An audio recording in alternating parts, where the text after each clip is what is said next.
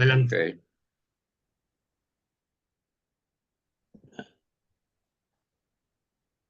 Bueno, buenas tardes. Bienvenidos a todos los que estáis y los que se vayan incorporando. Y como sabéis, este es un evento que es como consecuencia del primero que hizo José Manuel, que luego se incorporó Alejandro y que creo que es un tema bastante interesante para el tema de las taxonomías y las clasificaciones, etcétera. Este evento de hoy se llama Giro Copernicano sobre la taxonomía aristotélica y la disertación matemática sobre el color, y nos lo va a hacer Alejandro, que ya sabéis que es un miembro muy activo de la SESGE, que estuvo en en el Congreso y que está en Valencia, ¿eh? Entonces, bueno, pues yo voy a hacer una pequeña presentación y una pequeña introducción. Luego Ricardo Barrera hará un poco el seguimiento eh, un- de, del- de la mesa redonda que vamos a tener. Luego hará una presentación Alejandro sobre el tema del color también.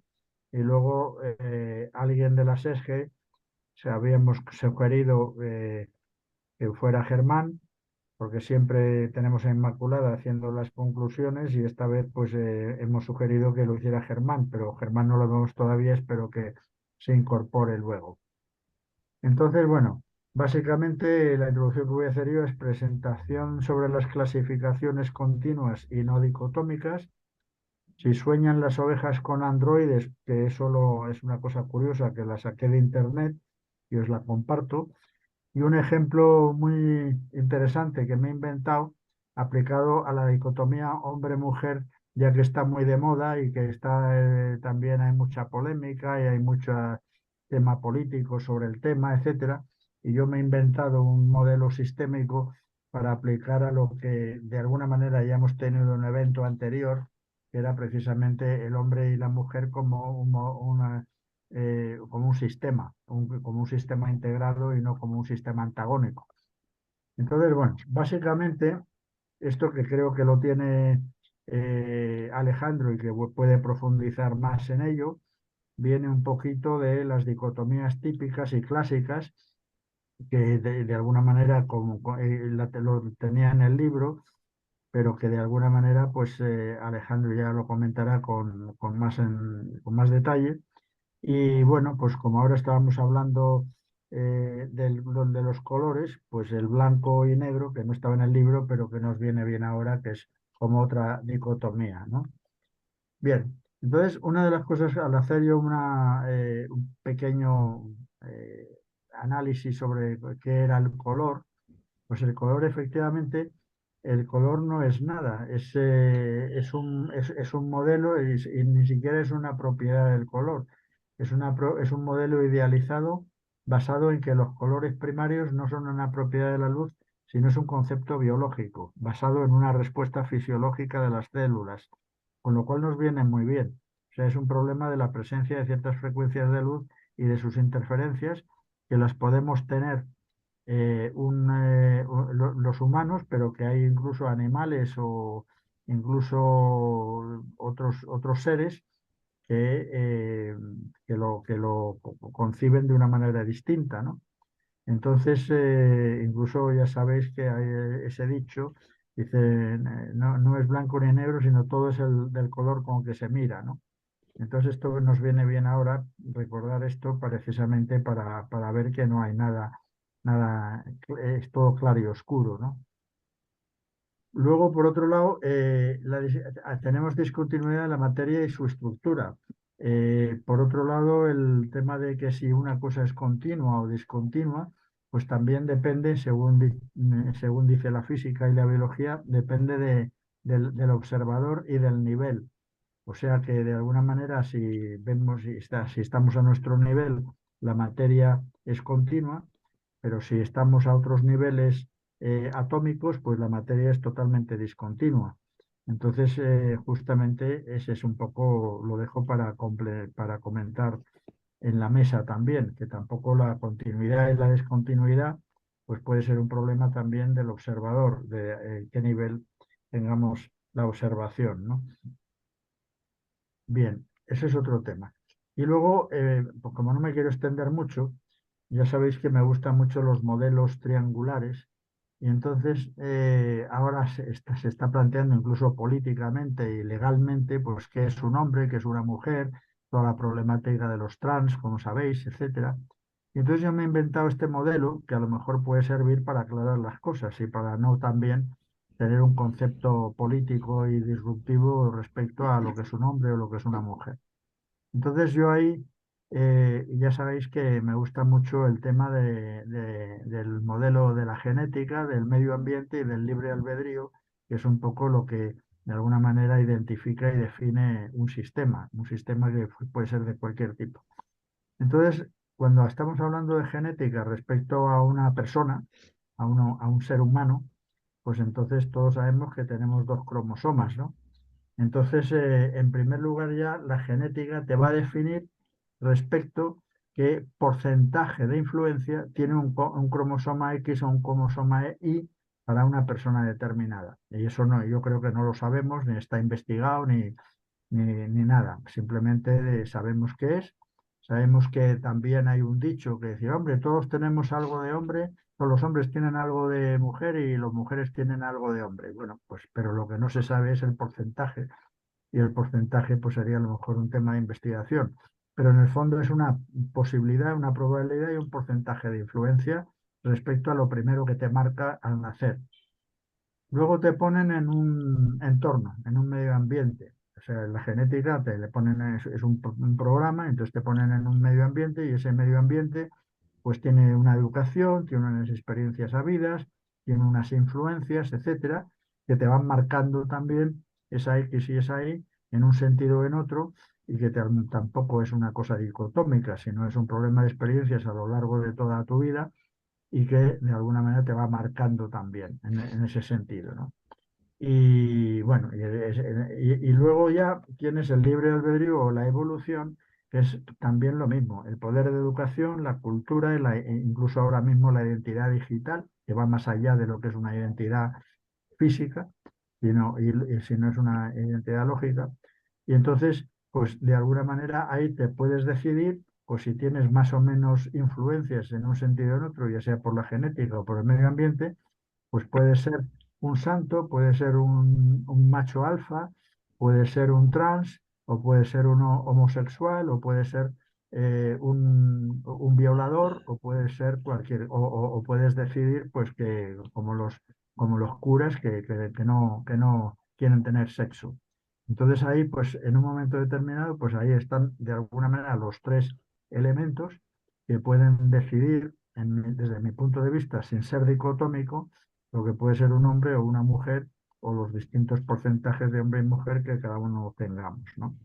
Entonces eso es un poco la integración como un sistema evolutivo que dejo ahí como ejemplo de lo que absurdamente está hoy día siendo un problema dicotómico y un problema también incluso políticamente incorrecto de estar la lucha de los sexos, que de alguna manera pues no tiene mucho sentido desde mi punto de vista. Entonces lo mismo pasa en otros casos de la vida y la naturaleza, ¿no?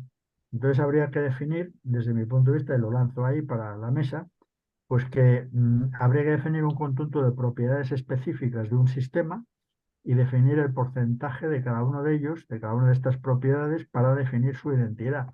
Entonces ya no estamos hablando ni clasificando una cosa como una dicotomía, sino como una serie de propiedades específicas de un sistema que revelan más o menos su identidad y qué porcentaje de cada una de estas propiedades pues están más o menos identificadas para definir su identidad. Entonces, para el concepto de las clasificaciones sistémicas se le podrían agregar porcentajes o probabilidades dentro de un conjunto de posibilidades de esos factores de identidad, ¿eh? Entonces, lo que planteo y con lo que se plantea en este evento, que creo que puede ser interesante para la mesa, es que así las clasificaciones pues tendrían este nuevo concepto o variable de porcentaje o probabilidad dentro de un continuo y dejarán de ser dicotómicos, ¿no? Porque en el fondo pues ya sabemos por la sistemática que nada es dicotómico, ¿no? Entonces, bueno, pues básicamente también esto es una cosa última, que haciendo investigación para este tema, pues en El País del 15 de abril, o sea que reciente, salió un poco el tema del alma, de nuevas investigaciones científicas que demuestran que otras especies son capaces también de sentir, soñar y comunicarse, lo cual es interesante también, que tampoco el ser humano ha implicado como nos han enseñado las religiones, pues es un tema que ha salido de la nada y ha sido una cosa completamente distinta de los animales, ¿no? Y entonces en la Babelia que la inteligencia de los animales pues es similar a la nuestra, quizá menor porque tenemos un porcentaje menor de neuronas, ¿eh? Eso ya lo dijo un tío mío que era experto en el cerebro, pues dice, esto es un problema de neuronas. Entonces, bueno, pues entonces a lo mejor claro que los seres inferiores, entre comillas, pues tienen menos inteligencia porque tienen menos neuronas y menos capacidad, pero se está demostrando cada vez más que son capaces de sentir, soñar y comunicarse, ¿eh? Con lo cual es también un continuo pues incluso desde la célula o desde el universo, incluso a nosotros mismos que nos creemos el ombligo del universo, pero de eso nada, ¿no? Entonces, eso es una cosa que también es muy disruptiva y también a lo mejor pues las religiones se meten conmigo, pero que los animales tienen alma. Entonces, si los atributos del alma son la memoria, el entendimiento y la voluntad, pues en cierta medida y con menor precisión quizá, pues también los animales tienen su almita, ¿no? Y entonces, bueno, pues en biología el continuum se hace evidente y se ha llegado a la conclusión que el ser humano se ha desarrollado en un continuo y de alguna manera, pues eso, es la herencia genética hasta otras conductas que dependen de la experiencia en el entorno social y que yo siempre añado, pues como hemos comentado, de su libre albedrío también. Entonces, esto que está sacado de internet y que de la biología siempre todos los que saben de esto, pues hablan de la genética y del medio ambiente, yo siempre pongo mi punto de arena sobre el libre albedrío porque creo que eso es lo más importante. Es donde está la responsabilidad, donde está el poder de decisión, porque si no estaríamos en manos de la genética, en manos del medio ambiente y no tendríamos como individuo ninguna capacidad de decisión. Entonces, bueno, y ya sabéis, ya me habéis oído que habría que seguramente investigar qué porcentaje de influencia puede tener cada uno de los tres factores anteriores, pero creo que sí que es interesante y que demuestra que estamos hablando y gestionando continuos y no estamos gestionando dicotomías, ¿no? Entonces, con esa introducción, yo ya me callo y entonces dejo a Ricardo que haga de moderador y que ya hablen pues Alejandro y José Manuel y Germán si aparece en las conclusiones y si no pues haremos las conclusiones entre otros que estemos por aquí. Así que adelante. Gracias, Rafael. Realmente has dejado un montón de interrogantes sobre la mesa, pero para eso estamos. Eh, Bien, acá tenemos a los participantes, que es José Manuel Gualda y Alejandro Martínez, y por el orden vamos a empezar como fue históricamente la cuestión cuando José Manuel Gualda nos habló de clasificación en sistemas, y temas de seguridad en las organizaciones. Así que te pediría, José Manuel, si haces una muy breve síntesis para ponernos en, como dicen los abogados, para ponernos en autos. Sí, pues brevemente, vamos a ver nuestro evento de hoy, pues la continuación, ¿no? Complementa, o incluso más bien diría yo, que es una de las ramificaciones posibles, ¿no? De un evento anterior sobre clasificación de la información desde un enfoque sistémico, que parte de un proyecto sobre clasificación de la información que tenía como objetivo, digamos, lograr aprovechar al máximo las capacidades que puede ofrecer un sistema que sea robusto y que no solo se limite a la clasificación mínima, digamos, que están haciendo muchas empresas para estar bien con el cumplimiento y ya está, ¿no? Pero al final están desaprovechando todo el potencial que tiene. Siguiendo esta línea, pues se hizo un enfoque sistémico para dotar al sistema de todo ese potencial, ¿no? Una de las cosas que se hizo, por ejemplo, pues fue partir de un documento anterior de Rafael Rodríguez y la SESGE sobre los sistemas como organismos vivos. De allí se sustrajo una estructura organizativa sistémica más horizontal que la clásica. Luego se pudo analizar el flujo de la información. Todo esto pues da lugar a un diseño de clasificación y autorizaciones pues mucho más efectivo según los procesos de la empresa. También destacamos pues, algunas características obligatorias como eran la granularidad y la transversalidad, que son conceptos, ¿no?, que siempre van con la óptica integral de la sistémica. Y así mismo pues, también implicamos al factor humano, que es muy importante y que mediante la concienciación pues, es muy importante para el proceso de que la organización logre tener realmente una cultura de seguridad íntegra y homogénea y clara, ¿no? Entonces, para quien desee ver este evento previo, pues puede acceder mediante nuestra cuenta de YouTube de SESGE, y ahora dejaremos el enlace en el chat. Y cuando subamos este otro evento a YouTube, pues también dejaremos el enlace al anterior para que quien no lo haya visto, pues lo pueda ver, ¿vale? Pues nada, pues ese sería un resumen y damos paso a Alejandro. Muchísimas gracias, José Manuel. Bueno, ahora Alejandro, es tu turno para empezar a entrar ya en el tema fundamental de esta reunión, ¿verdad? Y que es ese giro copernicano sobre la taxonomía que planteó en su momento Aristóteles. Adelante, Alejandro.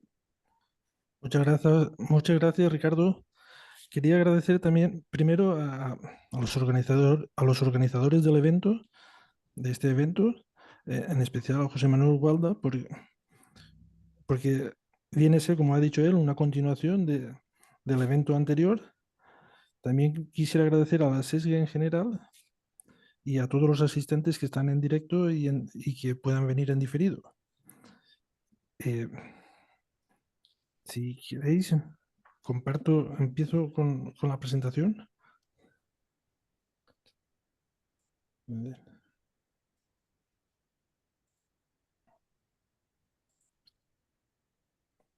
¿Está viendo? ¿Se está bien? ¿Se ve? ¿Ahora se ¿Se ve? ve? Sí, sí. Ahí está perfecto. Muy bien, muchas gracias. Vamos a ver. Esta presentación lleva de nombre Giro Copernicano sobre la taxonomía aristotélica y viene a ser una propuesta personal. Es un poco así, intenta, ya veremos cómo une esto con el evento anterior, el evento de José Manuel Waldo, y iré explicándolo a lo largo hay una diapositiva que me tengo sobre eso. En un primer... Sí. Te voy a pedir, perdón, Sí. Alejandro, que trates de elevar el volumen para que todos se escuchen más claro. Gracias. Vale.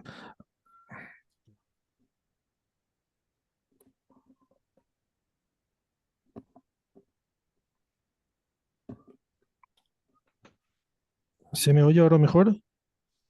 Sí, sí, de acuerdo. ¿De Gracias. acuerdo? Vale. Veremos una primera parte donde encontraremos los antecedentes, unos antecedentes de la antigua Grecia primaria, de las dicotomías. Luego veremos una propuesta para liberar el pensamiento de dicotomías, y aquí es donde encajaré el elemento anterior. Para ello, veremos por encima la teoría de la clasificación, la teoría de conjuntos, los diagramas de Venn y el giro copernicano, que en un principio os adelanto que no es más que no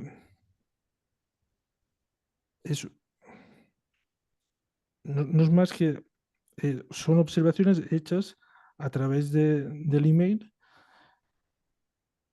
Y luego veremos unas fuentes. Intercalaremos entre la parte primera y entre la parte segunda a Ricardo Barrera, ¿no? Y luego ya nos centraremos en ejemplos y terminaremos. ¿Te parece bien así, Ricardo? Sí, sí. Sigamos. Veamos unos antecedentes. Bueno, en la antigua Grecia se propusieron estudiar el universo. Eso es un solo conjunto con todos los objetos y todas las cosas que tiene el universo. Y si lo representamos como un diagrama de Venn, vendría a ser así. Luego Platón distinguió los seres de los objetos, entre otros. Hoy diferenciamos lo vivo de lo inerte, con lo cual tenemos el 2, la dicotomía. Y esto representado en un diagrama de Venn sería así. Sigamos. En otro momento, o más adelante, vino Aristóteles, se centra en cada uno de los conjuntos, pasa a ser el padre de la biología y aplica, según las fuentes que he consultado, la teoría de la clasificación a la biología. De esa manera surge la taxonomía sin buscarlo. Diferencia entre plantas y animales. 2.000 años después, o 2.100 años después, viene Linneo y formaliza la taxonomía como una ciencia. Entonces, seguimos con el 2. Hemos visto vivo e inerte, dentro de lo vivo, plantas y animales, dos subconjuntos, tenemos el 2, entonces nos preguntamos dónde está el 3 o la diversidad. Sigamos. Hay que aclarecer que Platón fue maestro de Aristóteles y usaba dicotomías. Esto lo hereda Aristóteles y llega hasta nuestros días.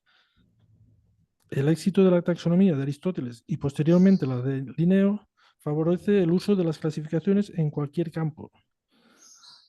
Así, hoy en día tenemos muchas clasificaciones.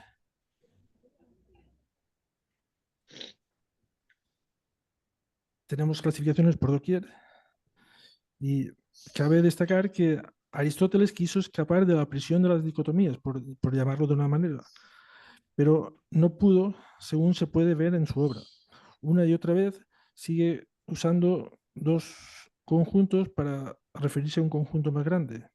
Perdón. Aquí cojo unos ejemplos del libro de Rafael Rodríguez de Cora, el ejemplo de hombre-mujer, izquierdas y derechas, capitalismo-comunismo, trabajadores y explotadores. Estos ejemplos los anuncio ahora y veremos algunos pocos, como algunos de ellos los veremos al final, en la segunda parte, para ver cómo salir de esa dicotomía. Sigamos adelante. Entonces tenemos un objetivo, que es partir de un pensamiento dicotómico para llegar a uno diverso. Aquí viene una propuesta para liberar el pensamiento de dicotomías. Del 3 al infinito, podríamos decir. Y lo que voy a decir es una respuesta a José Manuel Ugalde, como ya he anunciado. Entonces, se basa en observaciones surgidas a partir de la clasificación de los mensajes en el correo electrónico, que es el correo que yo manejaba era el de Gmail, y esto fue casi en el siglo XXI. Entonces, las ideas o muchas otras cosas que voy a decir son mi aporte. Mi aporte es formalizar dichas observaciones, establecer la relación entre las clasificaciones antiguas y las últimas observadas y divulgar una técnica que para mí es personal porque es de ti y para ti. Es una técnica para pasar de dicotomías a un pensamiento más diverso, que es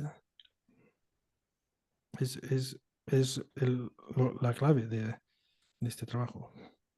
Entonces, veamos un poco cómo el pensamiento dicotómico, como hemos visto, viene de una teoría de la clasificación. Perdón. Y entonces, veamos qué es esto. Según las fuentes que he consultado, surge de la antigua Grecia un poco anterior a Platón, tiene cierto carácter analítico en el sentido de que divide un gran conjunto en otros más pequeños. Exige dos condiciones, que en dos palabras les he llamado exhaustividad y disyunción. Es decir, todo conjunto, todo elemento perteneciente al conjunto debe pertenecer a otro subconjunto. Y disyunción significa que dado los subconjuntos de un conjunto más grande, su intersección debe ser vacía. En el caso de que tengamos que no es vacía, debe ser que un conjunto esté contenido en otro. De tal forma que se va haciendo la clasificación de conjuntos en un conjunto grande en conjuntos más pequeños. Entonces, aquí hablamos mucho de conjuntos y nos preguntamos un poco qué es el conjunto. ¿Qué es un conjunto? Entonces, aunque la teoría de conjuntos es muy antigua o la idea de conjunto es muy antigua, tenemos que Frege es el primero en dar una definición axiomática de conjunto, aunque Cantor ya había desarrollado esta teoría sin definirlos rigurosamente. Esto es a finales del siglo XIX, principios del siglo XX. Russell, en la axiomática de Frege, encuentra una paradoja que hace temblar los fundamentos de la matemática. Pero poco después vino Zermelo y Frenkel y consiguieron repararlo. Son dos autores de referencia. Aquí se produce una bifurcación. Surgen teorías de clases y otras teorías de conjuntos. Tenemos, en el siglo XX surgen dos vertientes, que son dos maneras de tratar conjuntos infinitos. Cada uno trata el conjunto infinito o sea, las teorías de clase y las teorías de conjuntos tratan el conjunto o los entes no finitos de manera distinta. Cabe decir como curiosidad que la teoría de Cantor, que se había definido de manera no rigurosa, en general sus resultados salen ilesos. Y mientras tanto, mientras sucede todo esto, más o menos, viene John Vane y nos aporta una didáctica para aprender mejor la teoría de conjuntos. Sigamos adelante. John Vane, al parecer, se inspira en Euclides, donde quien dice que el punto es el lugar geométrico desprovisto de partes. Entonces, como que asocia esta idea a la teoría de conjuntos y dice, pues el elemento pues, no es un conjunto, o sí, puede ser un conjunto, pero en principio el elemento representa por un punto. El conjunto lo representa por un círculo o una región. Y el conjunto de todos los elementos, lo que llamábamos universo, por un rectángulo. Y así es muy fácil, es muy didáctico y ameno aprender la unión, la intersección, la diferencia. Y un gráfico representativo es este. Y así vemos que las clasificaciones en forma de diagramas de Venn podrían tener la siguiente forma. Vemos el universo, le podemos poner el número 1, el 1. A continuación, si pensamos dicotómicamente, tendríamos el 1.1 y el 1.2. Si pasamos a una otra clasificación, si seguimos clasificando esto, podríamos seguir en 4. Aquí esto sucede mayoritariamente en la actualidad y luego en otros 4. Como siempre, ven que aquí son cuadrados o rectángulos porque la intersección debe ser vacía, solo tienen en común una línea o no, que es para separar, no es para decir que tienen un área en común. y además llenan todo el conjunto inicial representando la exhaustividad. Así que se ve una jerarquía donde tenemos el conjunto inicial, se divide en dos, el 1,1 y el 1,2, y cada uno en otros más pequeños. Cada circulito es un conjunto y lo que vamos a hacer es partir de esta jerarquía, pero veamos primero el siguiente gráfico. Aquí vemos cómo tenemos de manera vertical, ¿no? El conjunto 1 abarca todo lo que hay por debajo, el conjunto 1.1 abarca todos los que hay por debajo, el conjunto 1.2 abarca todos los que hay más abajo, y de algún modo contienen contienen los círculos de los conjuntos de abajo. Entonces vamos a pasar de esta verticalidad a una horizontalidad. Para ello haremos un giro copernicano. Es un Thomas Kuhn, veamos qué es un giro copernicano y por qué es necesario. Recordemos a Thomas Kuhn que dijo que vino a decir que la revolución científica le precede una sensación de crisis, una sensación de que algo en la teoría va a fallar. Y para ello se basó en Nicolás Copérnico y otros autores. Principalmente Copérnico lo que dijo es que el Sol es el centro del universo, no la Tierra. En su época se consideraba la Tierra como centro del universo y dijo, ¿y si no es la Tierra? ¿Y si es el Sol? Entonces, ¿qué os sucedió? Que las órbitas se simplificaban, los cálculos ganaban precisión y las predicciones mejoraban. Solo por ese cambio, un cambio que en la teoría es poco, pero en la sociedad fue muy grande porque suponía otras cosas, solo ese cambio mejoró la teoría. Luego vinieron más autores, vinieron más autores y siguieron mejorando la teoría.